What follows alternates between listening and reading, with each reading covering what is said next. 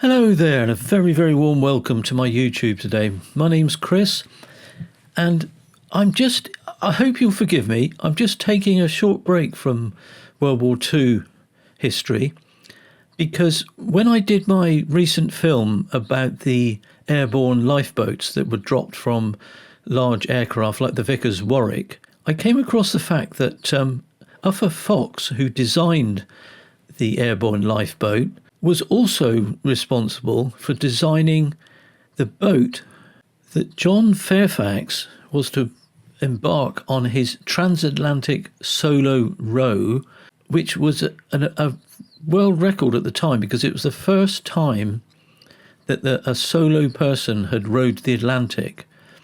And he did that in 1969 in a boat that was designed by Uffa Fox. It was designed to be very much like the wartime lifeboat. It was unsinkable. It had protected cover at each end. And it was a very, very sturdy craft. Now, during my film, I'll be taking a look also at the fact that the rowing boat that John Fairfax used, some 40-odd years later, was found and returned to Cowes at the Isle of Wight, and I've got some footage from that time as well. So I hope you can sit back and enjoy this film. I found it very, very interesting. May I just ask, it would be really kind if you could subscribe to my channel. There's still quite a high percentage of people that watch my films don't actually subscribe. And the subscribing bit, it can be really helpful because it shares the film around a bit more. Honestly, you don't get pestered by YouTube at all. There's no cost involved. But the more support for my channel I can have or receive would be very much appreciated. So do click the button, have a subscribe and stick the thumbs up. It would be very, very much appreciated. Thank you. It's also interesting to note that another solo sailor, Tom McLean, was also embarking on a transatlantic row which was going to go from Newfoundland across to Ireland. Now, the contrast between these two men was striking. John Fairfax was a golden-haired playboy and a gambler who had also been a whiskey and gun smuggler and a pirate. He blamed his boat often and brazenly took time off from his goal of reaching America to hop aboard large ships for a drink and a shower and good food. He courted the press like a modern-day Richard Branson. It's March 2008, and John Fairfax had rowed the Atlantic almost 40 years ago in this boat, Britannia, which is now making a welcome return to Cowes on the Isle of Wight. A bright, crisp day in early March saw the return to Cowes an iconic boat, almost 40 years on from making headlines around the world. The small, tired-looking vessel that pulled into Redfunnels Terminal in Southampton turned very few heads, but back in 1969 John Fairfax rowed Britannia into the history books by completing the world's first solo ocean row. Fairfax rowed Britannia across the Atlantic to universal acclaim, even receiving a message from the Apollo 11 astronauts who walked on the moon the day after Britannia landed in Florida. Now, after a lifetime of museums and boat show appearances, Britannia was on her way back to the island where she was designed and built thanks to Matthew Winter. The instigator of Britannia returning to Cowes, how did it come about? Well, just over the Christmas break I was walking around Christchurch and just found Britannia sitting in this boatyard and didn't really know much about her at that point, but then I did some research and realised the story that behind Britannia was such an incredible one, and she's such a famous boat in her day. And after the new year I made a few calls and got in touch with a few people, and it turned out that she was in fact homeless and there were no immediate plans for her future. So I sort of took it upon myself to try and get things arranged for her, and You know, cut a very long story short, we've managed to find a home for her at the Classic Boat Museum, and Red Funnel have been very kind in helping us get her over there, and hopefully she's going to now find a permanent home on the Isle of Wight, where she was obviously designed and built 40 years ago.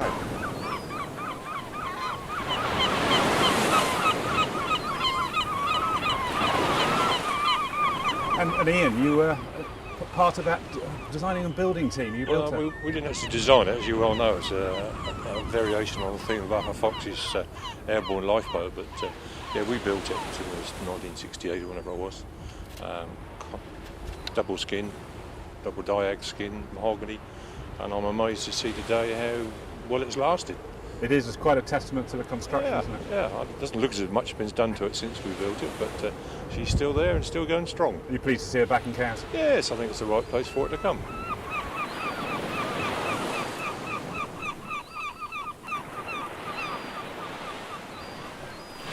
Kenneth, you of course were there to greet John in Florida 40 years ago. Yes, I was living in New York, and the Daily Sketch, for which I was a stringer, told me that this chappie, as they called it, was going to be arriving, and would I go down there and follow the story. They didn't know when, which was the big mystery, is when will he arrive? And being young in my 20s, it didn't matter to me to go down to Florida and hang out, and the first thing I did was to call up Fidel Castro and said that you have an Englishman in an ocean rowboat, is a few miles off your shore, please don't shoot him. And that made the papers in the Sketch and began the story. And Sylvia Cook I met her there waiting for John, and we spent several weeks waiting for John, and eventually he arrived. And it was a tremendous achievement, and he was recognised as such. And how important in the sort of annals of ocean rowing was that row? Well, it was the first solo ocean row ever, the first being in 1896, a double from New York to the Scilly Isles, the second row being Ridgeway and Blythe. So this being the first solo, it will remain in the history as a first solo ocean row, therefore very important.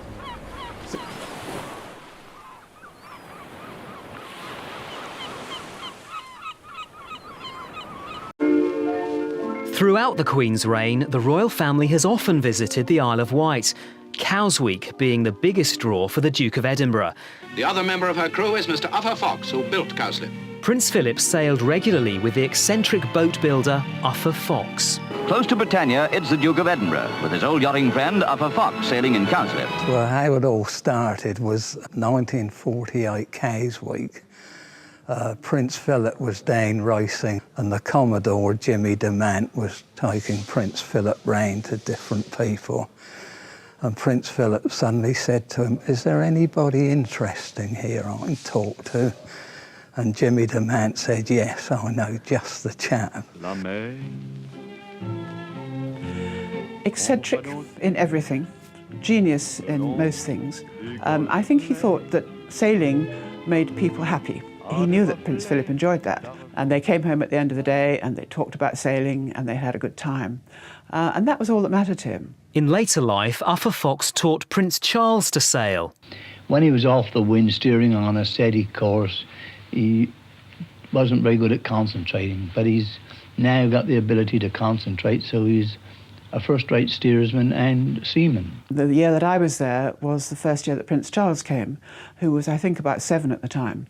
And I remember one incident when they were wanting to amuse Prince Charles, but it was too rough to go sailing, and Uffa had some little brass cannon, and they were primed with pencils and a little bit of shot from a shotgun cartridge, and the cannon were fired off within the house. And Uffa was rushing round, being very concerned that his plate glass windows were going to break.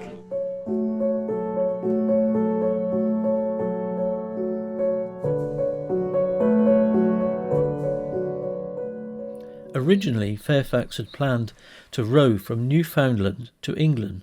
That was his intention in April 1968, when he first got truly serious about making the voyage. Given all the preparations that would need to be made, the timetable was very strict. The latest he could start and then have 3 months of fairly steady westerly winds was June.